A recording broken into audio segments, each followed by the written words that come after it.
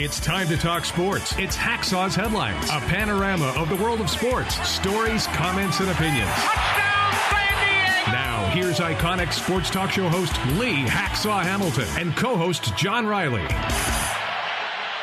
It's a Thursday. Who wants to talk sports? We do. Good afternoon, everyone. This is Lee Hacksaw Hamilton on location, along with my producer and co-host John Riley. John is based at our San Diego studios. I'm broadcasting from my cottage high in the Adirondacks near the New York-Canadian border. John, we got an awful lot to get done.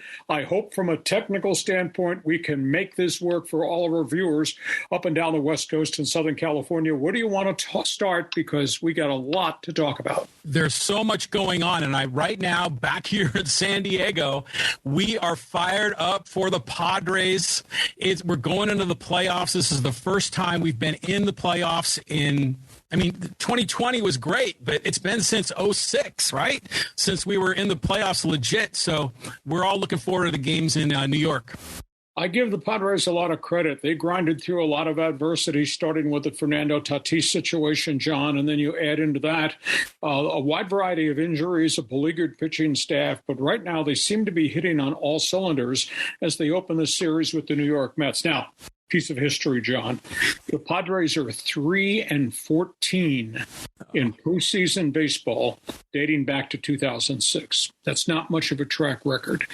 They're going to have their hands full, but they're facing a New York Mets team that did not finish the season on an upbeat note. They got their brains blown out in a must-win series against the Atlanta Braves. The Mets fell out of first place into second place. So we've got a Padre team that seems to have put it all back together. They got a Mets team, although they're playing at home at Citi Field, which to me has to be a real positive. This is going to be an enormous pick'em series. Now let's start first of all with the Padres. Yu Darvish gets game one start. This guy's had a spectacular season. 16 wins on the year. Phenomenal from the All-Star break on, John.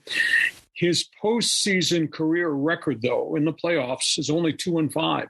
His ERA in the playoffs is 5.18. So he's gotten banged around a little bit in postseason play.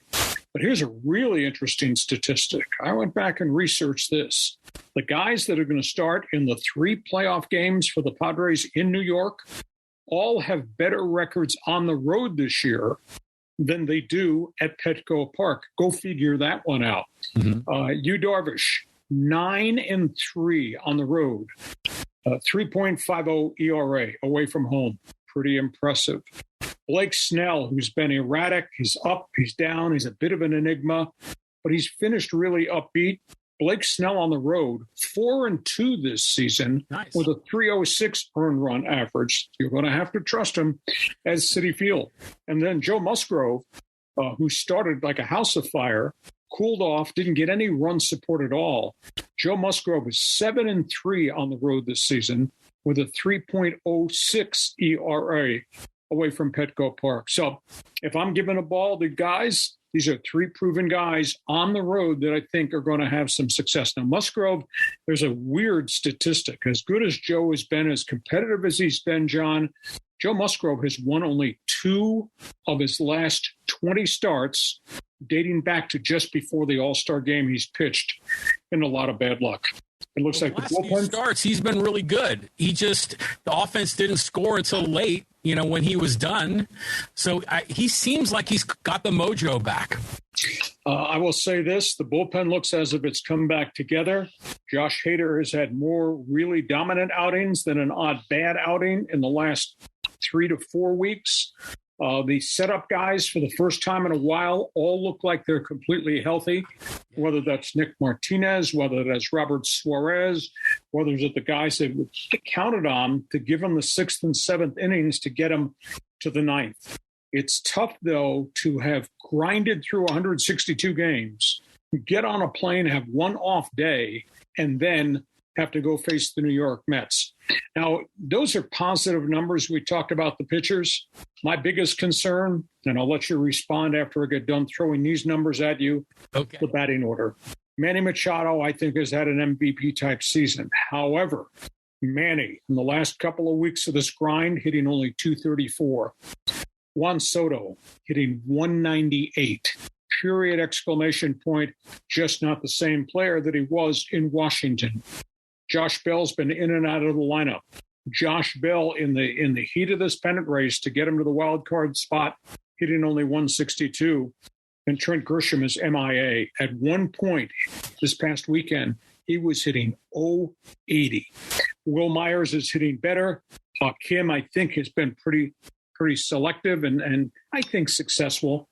Cronenworth's season-long batting average isn't very good, but his last month or so has been pretty productive. And I don't know what they got behind home plate in terms of offense.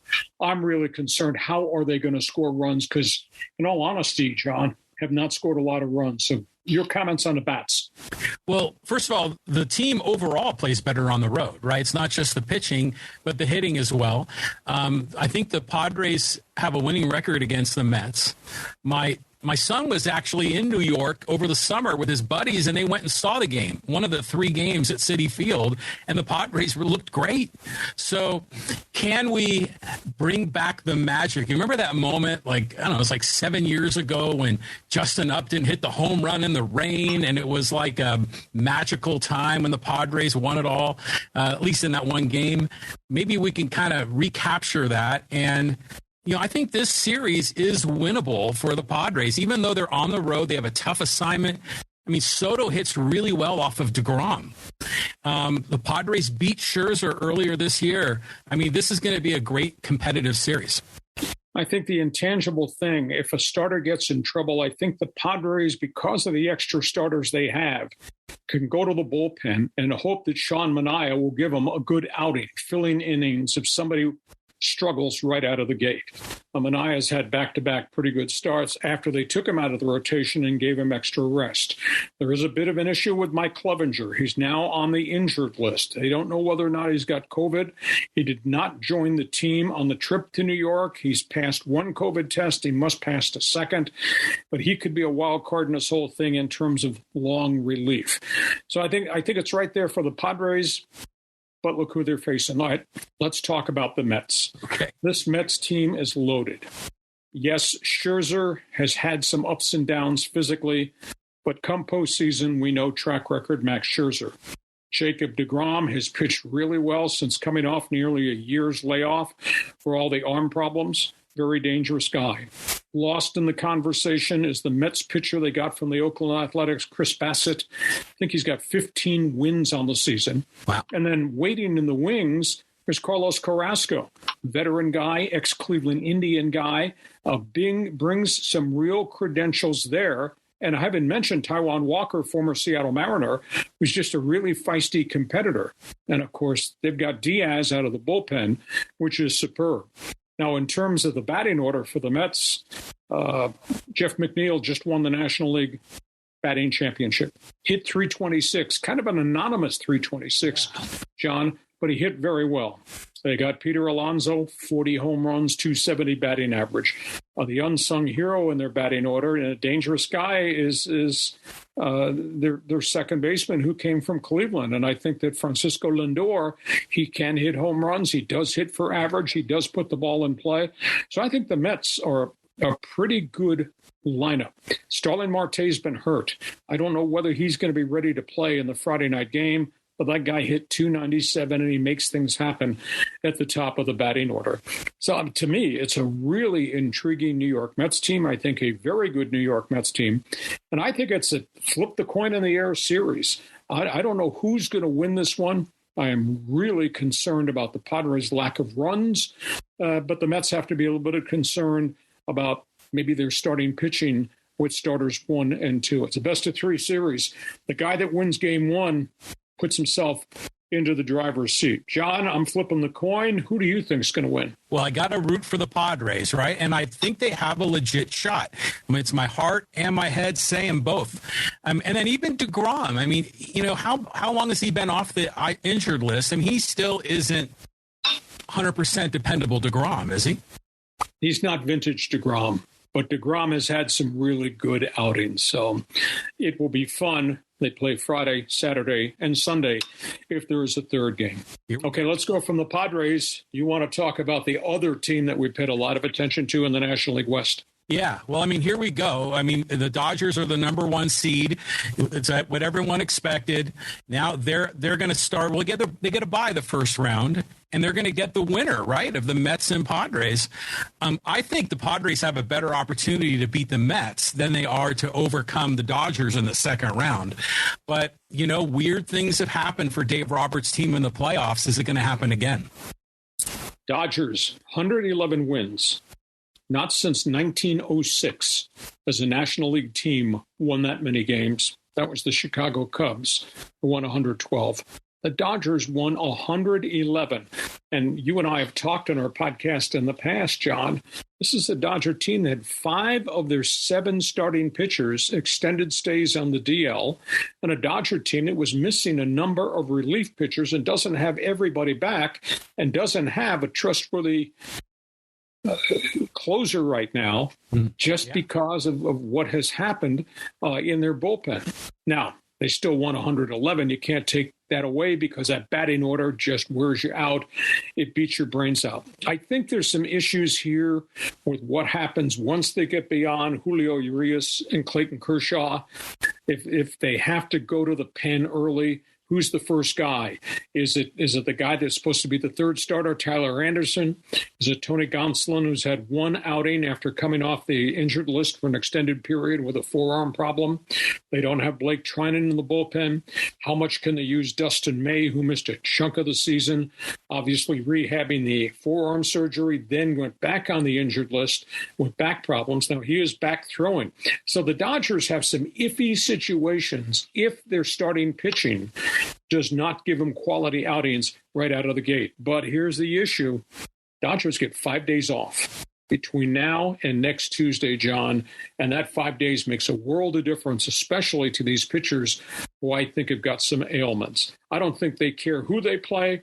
I do firmly believe that the Dodger experience under Dave Roberts in postseason just bides them a lot. I think it really helps them a great deal because they won't see anything in the second round of the playoffs they've not seen before, whether it's playoffs, division series, championship series, or in the World Series. And you mentioned Dave Roberts. I think there's an issue here. There's an asterisk next to Dave Roberts' name because if there's a critique of a guy that's got a .633 win percentage as the Dodgers manager, highest of modern times of all the great Dodger managers, the one critique, the one asterisk is his inability to make the right decisions as it relates to the use of pitchers.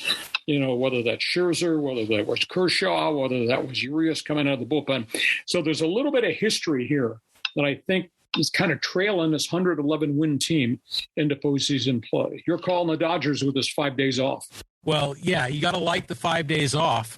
But here's an interesting scenario that someone mentioned on Twitter. Let's just pretend for a moment that the Padres go all the way. They would have to beat a 100-win team in the Mets, a 100-win team in the Dodgers, a 100-win team of the Braves, and then possibly a 100-win team of the Astros. Has that ever happened? I know in 98 they beat 2 100-win teams, but you still, if I'm a betting man in Vegas, you got to put your money on the Dodgers. Okay. And even though you know something could go wrong. Let's talk about the third team on the West Coast. No more games to be played, but they're making news already. Yeah, the Angels just signed Phil Nevin to a 1-year deal to be their manager, and I'm so happy for him. You know, his family is here in my hometown of Poway. My kids know his kids. We've seen him over at the Poway High School baseball field. He's a great, great, upstanding man, and it was wonderful to see him finally get the opportunity with a legit 1-year deal to lead the Angels, and he's had some success here these last 2 months. So it's looking a little bit optimistic in Anaheim. Well, they had 2 pieces of business. One is obviously after Phil Nevin replaced Joe Madden, was Nevin the right fit? Well, the players responded. I was told from within the players responded very positively to Phil, who can be pushy. The other question, you know, could he revert all the issues they had because they had a lot of injuries to their pitching staff. Mike Trout was in and out of the lineup. There was no Anthony Rendon for a long period of time. The team, once it started to get the injured people back, played pretty well. Now, when Nevin walked in the front door, you inherited what became a 14-game losing streak. And thought, oh, this is awful. Is this going to be his calling card? Is it going to be his end of his managerial dream to walk into a mess and not be able to fix it? But he did. They had a 5-game winning streak, and at the end of the season, they had a 7-game winning streak, including wins against Seattle, who are in the postseason. So that's a positive. Phil gets another year. The other positive is the big question, would they trade Ohtani at the trade deadline? Artie Moreno said no. The big question, could they afford to re-sign him? The club is up for sale. Artie Moreno said no problem. They signed Ohtani, superstar, two-way player. Haven't seen this since Babe Ruth. They signed Ohtani to a 1-year, $30 million extension, and they'll deal with free agency next year. They may have new ownership by that point in time. So the Angels have answered 2 questions before we started postseason, even if they're not in the playoffs. However, the next big question is, what is that general manager going to do to fix the woeful pitching staff, and can they get some more healthy players in that complement what they have? So there we are. A quick comment on baseball as it relates to the other playoff series. We'll just play pick'em, pal. Tampa Bay at Cleveland. I mean, we know what the Rays are all about. Nobody knows the Indians. The Indians have a bunch of guys who have really come together, led by the star Jose Ramirez, but they got Steve Kwan. They got a whole number of other guys. All they do is win games. Not a lot of recognizable names outside of Shane Bieber, their starting pitcher. I'm picking Cleveland to beat Tampa Bay in that playoff series. The other playoff series, you've got Seattle-Toronto. The Blue Jays have struggled with an interim manager. They've never been hot. You look at the batting order with Springer and Guerrero and Bichette, and you say, why did they struggle to get in the playoffs? Well, they've had a lot of injuries to the pitching staff, but they're in postseason. And you got Seattle, which has really come together, and Joey DePoto's made every type of deal imaginable. And they got Luis Castillo, which is a huge difference from Cincinnati, and he will be their first game starter. I'm picking Seattle to win that. And the other National League wild card, I don't know what to make of Philadelphia. They've had so many pitching issues. Bryce Harper right now is not having a Bryce Harper season, but they do have lots of bats. Castellanos, JT Realmuto, Rhys Hoskins. That could be a slugfest, but they're playing in St. Louis, and that means you're facing Goldschmidt, and that means you're facing Arenado, and that means you're facing those old guys, Adam Wainwright and Yadier Molina, and a collection of young outfielders that are very productive. I think St. Louis somehow, some way takes out Philadelphia. So your pick on the other wild cards. Yeah, so the fun part of the American League wild cards with Cleveland and with Seattle's, there's so many Padre players that are on those 2 rosters. So they may not be recognizable names nationally, but for us, we know these guys. So but I'm really pulling for Seattle. These guys have been in that drought for, gosh, how long? 2 decades. So good for them to get in. And then, in the national, and I'm going to pick, just like you, I'm going to go Seattle. I'm going to go with Cleveland. And in the other series, I mean, rolling into St. Louis is tough. That's a hard place to play. And those guys have experience as well. So I'm with you. We're going Cardinals in that series as well. Hope you're enjoying our special Thursday podcast. John Riley is in master control back in San Diego. We're attempting to do this from my cottage in the Northern Adirondacks near the New York-Canadian border. Okay, let's go from baseball. Let's go to football. Where do you want to start? Because, boy, there's a lot of things to talk about. Oh, my God. The Chargers, all of a sudden, it was doom and gloom, and now suddenly things are looking brighter for the team. Well, they won in Houston, almost lost in Houston. It was Houston, which is really a poor team as it relates to roster makeup. So they get back to 500 at 2-2. Now they got to go to Cleveland. And that's going to be a much bigger challenge, John, because the Bolts, led by Justin Herbert, who threw for 340 last week, the Bolts are not playing the Houston Texans. They're playing Cleveland. The weather forecast in Cleveland, sunny and cool, and 100% chance they're going to run Nick Chubb and the linebacker Hill all day long. What a great That's going to be an enormous challenge for the Charger defense because we know what Kansas City is doing. Post Baker Mayfield without Deshaun Watson, they're playing power ball with those two running backs. And I mean, Chubb is that's a 100-yard guy. And Kareem Hunt has really become a great complement to what Nick Chubb is. And they can still throw the football down the field with Jacoby Brissett. The fascinating aspect to the Chargers is that they don't have their left tackle. They've had problems on the right side of the offensive line that are starting to spring up. Cleveland's obviously, if Cleveland were 100% healthy, you'd really be worried about Myles Garrett and Jadeveon Clowney coming off the edge. But those guys have had minor injury problems. But Cleveland does have a really good secondary led by Denzel Ward, Greedy Williams, etc. I don't think this is going to be an easy game. What Herbert has done so far to play through this fractured rib cartilage thing is pretty amazing. But he did it against the Houston Texans, and that's not much of a challenge. This is, I think, a legitimate Cleveland Browns big-time defense. And the Charger defense, their manhood's going to get tested because that's going to be Nick Chubb and that's going to be Kareem Hunt. And occasionally it's Jacoby Brissett throwing the football down the field. Your response?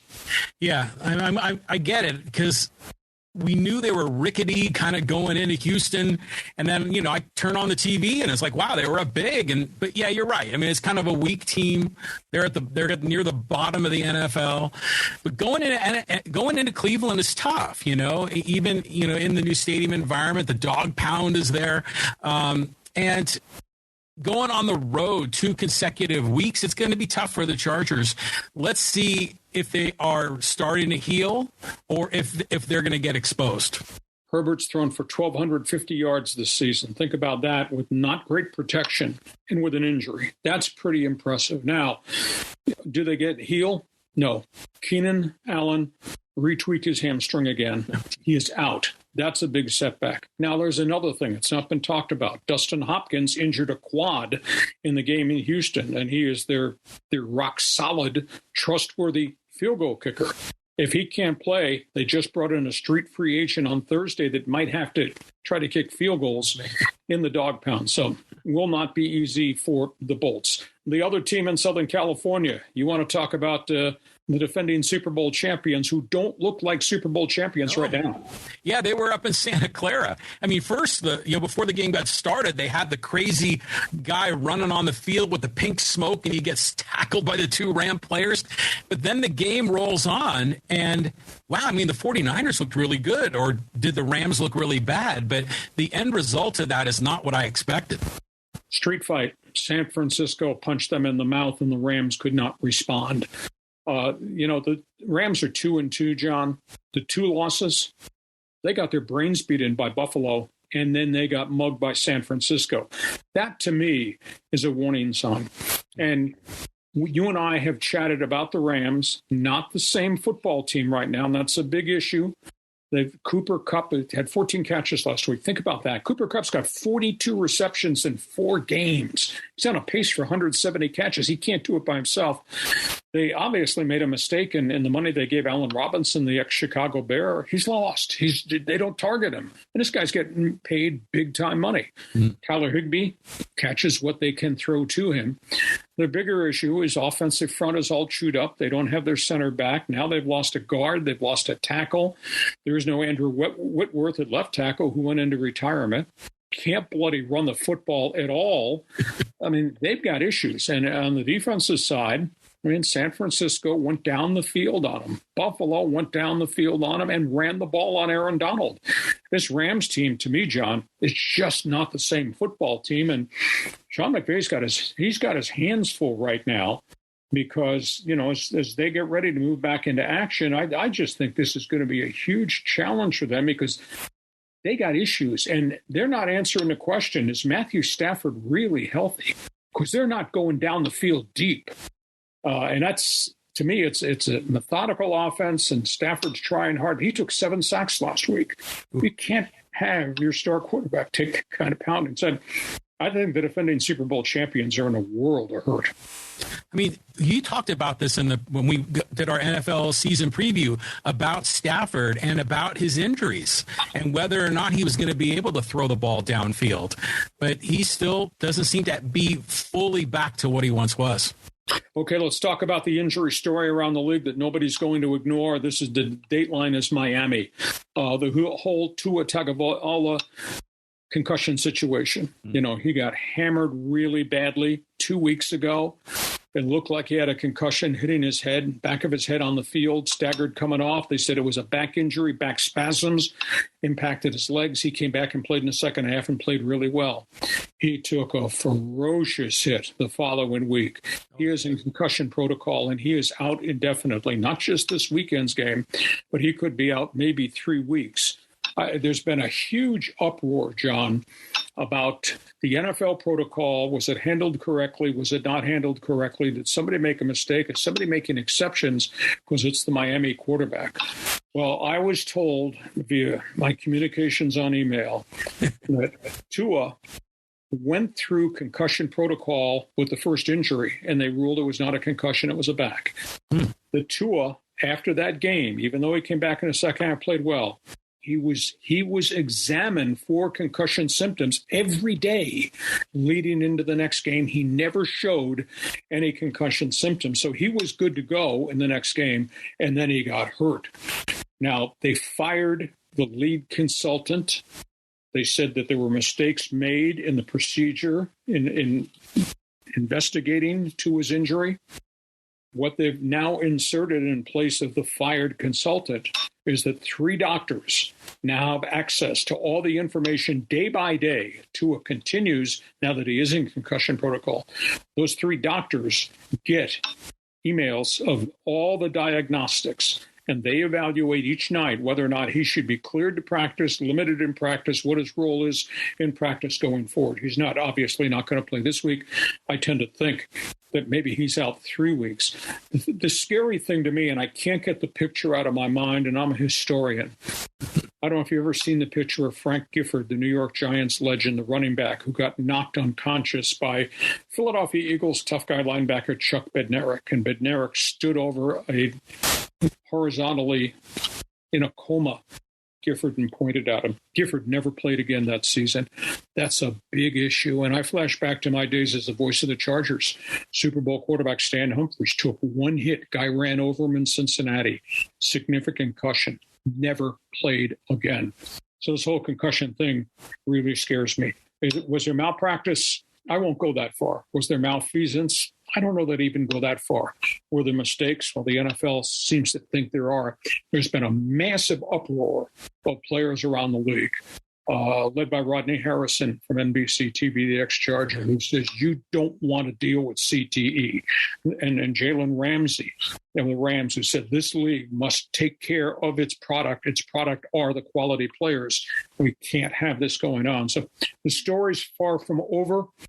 I don't know how long Tua is going to be out. So that's my long-winded reaction with all the details that I've dug up. You're the fan in this whole conversation. What do you think?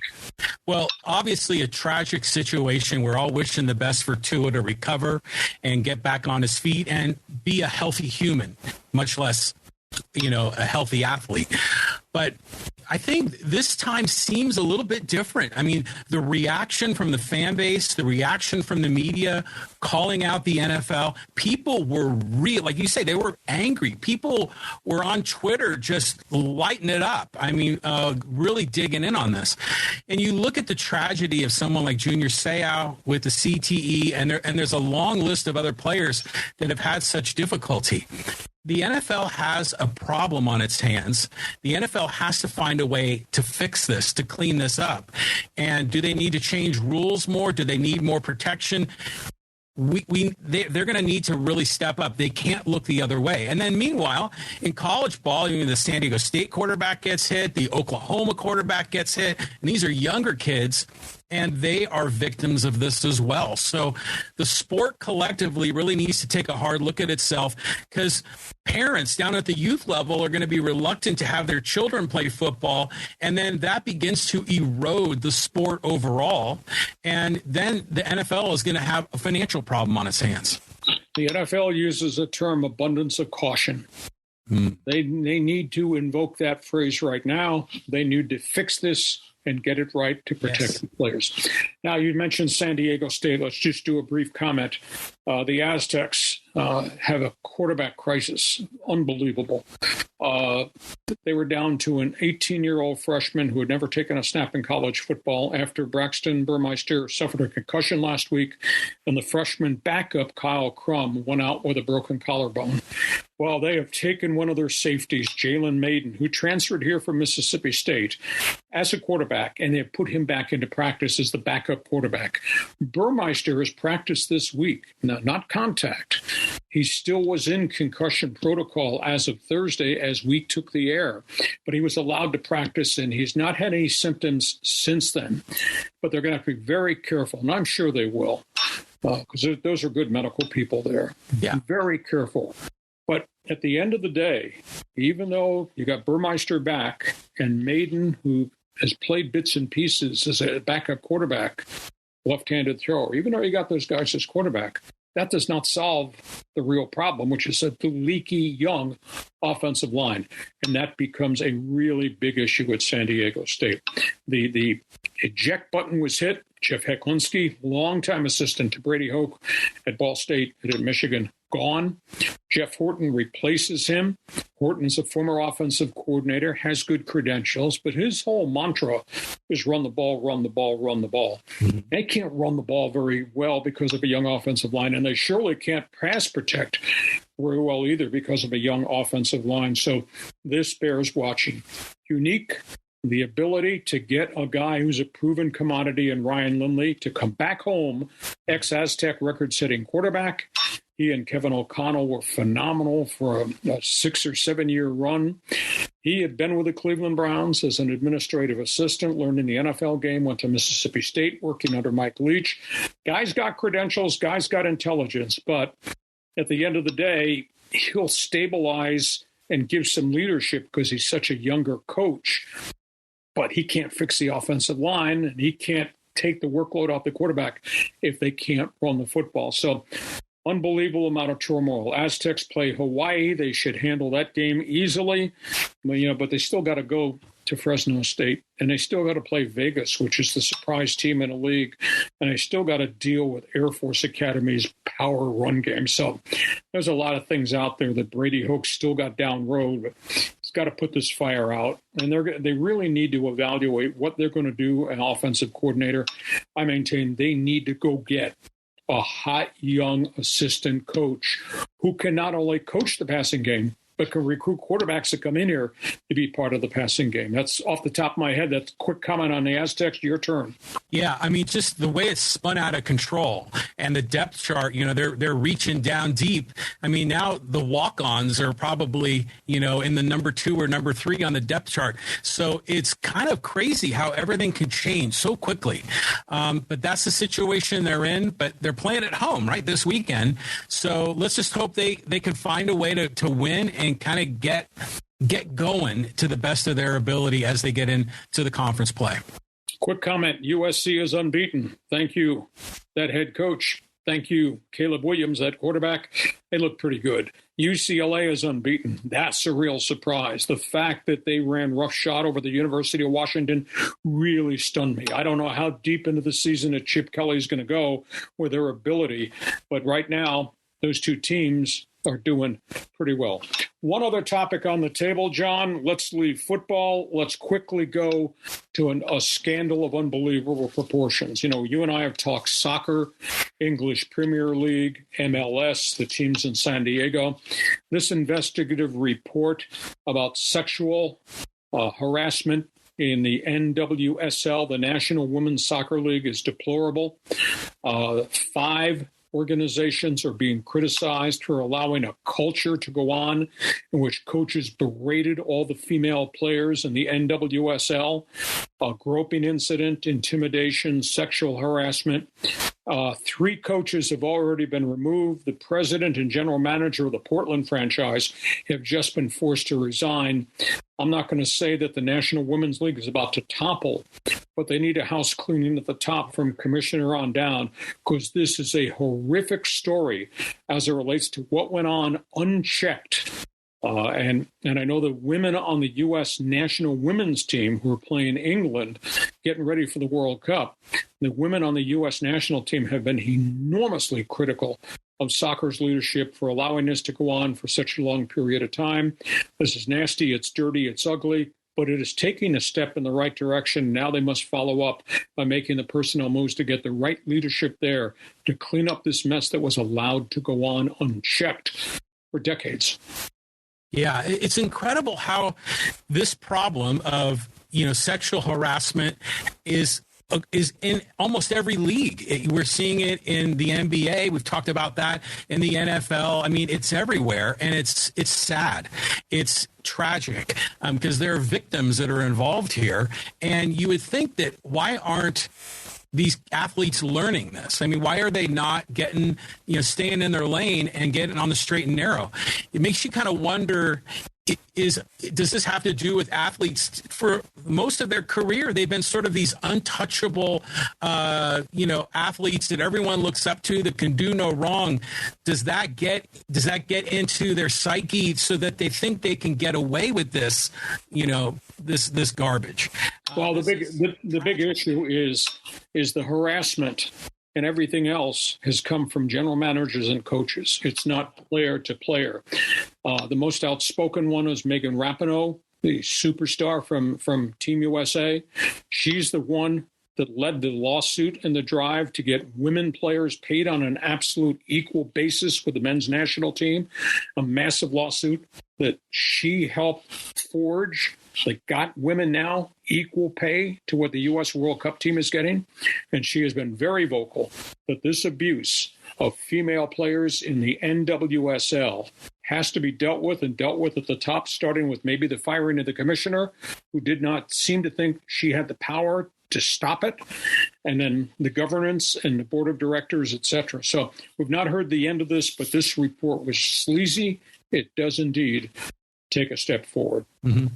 A lot of topics on the table. John, this has been fascinating. You at our San Diego studio, me at my cottage up on the Canadian border in upstate New York. We did this. We'll be back with our normal schedule this coming week.